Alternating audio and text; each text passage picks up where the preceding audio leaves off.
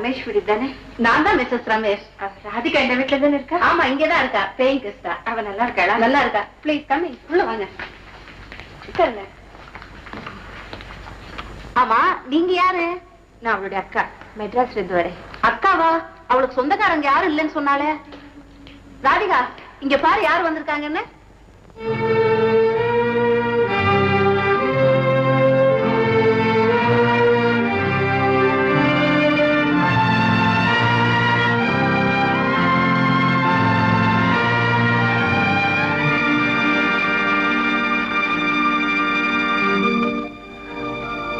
அக்காவா? இவங்க யாருன்னு எனக்கு தெரியாது. என்னம்மா அது? என் சிஸ்டர் பேரும் ராதிகா தான். நான் அவ்வளவுதான் தேடிக்கிட்டு வந்தேன்.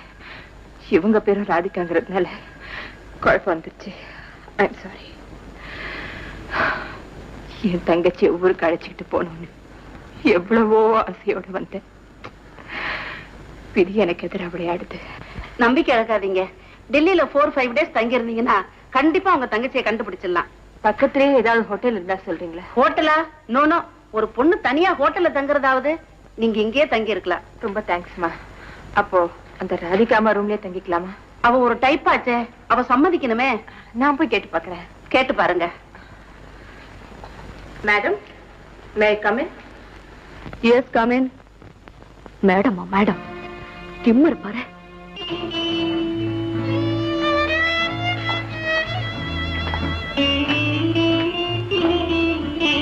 ராதிகா, உன் தர்ம சங்கடம் எனக்கு புரியுது. எங்க உறவு உனக்கு தேவையில்லாம இருக்கலாம். ஆனா எங்களுக்கு இருக்கிற ஒரே உறவு நீதாண்டி. என்ன நீ எவ்வளவுதான் வெறுத்து ஒதுக்கினாலும் செக்கு மாடு மாதிரி உன்னையே சுத்தி சுத்தி வந்தது. என்ன பூனை பூனைன்னு பட்ட பேர் வச்சு கூப்பிடுவே, அது எல்லாம் சங்கீதம் நினைச்சு கேட்டு ரசிச்ச வெடினா. உரிமையோடு என்ன திட்ட என் தங்கச்சி இல்லாம அந்த வீடே சூன்யமா இருக்கு. அந்த பெருமையை தாங்கிக்க முடியாமதான் 1500 மைல் தாண்டி உன்னை பார்க்க வந்திருக்கேன்டி.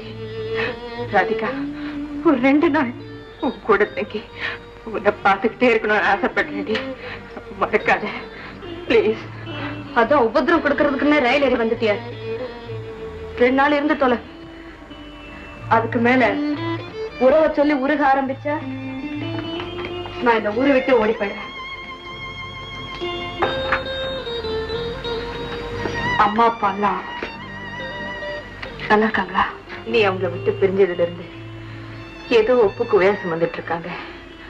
ராதிகா, உனக்கு பிடிக்குமேனே திருநெல்வேலி அல்வா வாங்கிட்டு வந்திருக்கேன்.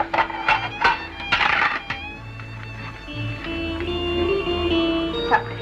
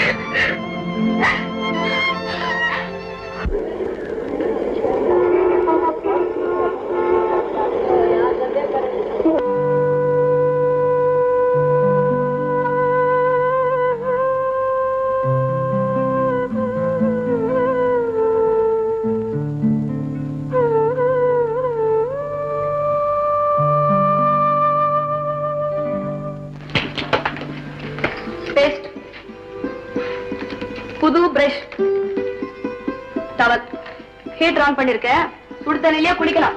பச்சை தண்ணியில குளிச்சா உடம்புக்கு ஒத்துக்காது. குளிச்சுட்டு இந்த புடவை கட்டிக்கலாம். விபூதி பூங்கெல்லாம் அங்க வச்சிருக்கேன். விபூதியா? எனக்கு இல்ல, உனக்காக வீட்டுக்காரம்மா கிட்ட வாங்கி வச்சிருக்கேன். மத்தியானம் சாப்பாடு ஏற்பாடு பண்ணிருக்கேன். கரெக்ட் டைத்துக்கு வந்துடும். நீ சாப்பிட்டு நான் வரமாட்டேன். கேண்டீன்ல அங்கேயே சாப்பிடுறேன். ஆபீஸ்க்கு டைம் ஆச்சு. ஒரு நிமிஷம். Thanks. Thank you.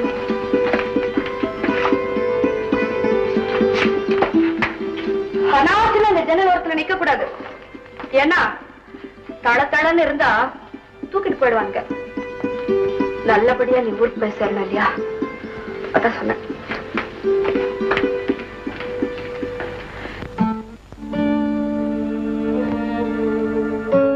Madam madam, ஏன் ஒரு மாதிரியா இருக்கீங்க? உடம்பு சரியில்லையா? மனசுதான் சரியில்லை. ரொம்ப நாளைக்கு பிறகு எங்க அக்கா ஊர்ல இருந்து வந்திருக்கா. அவகிட்ட பிரியமா நடந்துக்காம கடுமையா நடந்துக்கிட்டேன். ஆபீஸ் முடிஞ்ச உடனே அக்காவை பார்க்கத்தானே போறீங்க. அப்ப அவங்க சந்தோஷப்படுற அளவுக்கு நடந்துக்கங்க. எப்படி குழந்தைய பிரிஞ்ச தாய் மாதிரி தவிக்கிறீங்க? என் மனசாட்சியை நான் சமாதானப்படுத்த வேண்டியிருக்கேன். வெறுங்கையோட வீட்டுக்கு போகாதீங்க மேடம். உங்க அக்காவுக்கு பிடிச்சதா ஏதாவது வாங்கிட்டு போங்க. ஆமா, வாய்க்கு ருசியா அவ இதுவரைக்கும் எதுவுமே சாப்பிட்டதில்லை. எப்பவுமே பழைய சோறுதான். பாவம், குலாப் ஜாமுனா அவளுக்கு ரொம்ப பிடிக்கும். கண்டிப்பா வாங்கிட்டு போய் கொடுக்கணும். சுகுணா, ராதிகாவுக்கு போன் வந்திருக்கு.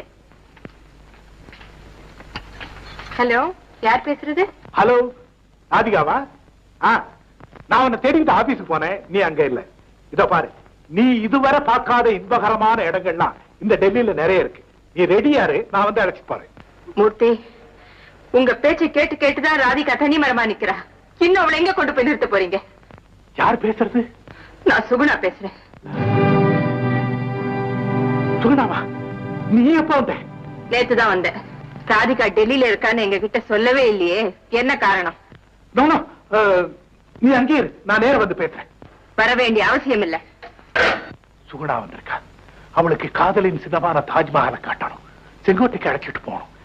என் கனவு கண்ணியோட இந்த டெல்லி பூரா சுத்தி பார்க்கணும். மூர்த்தி,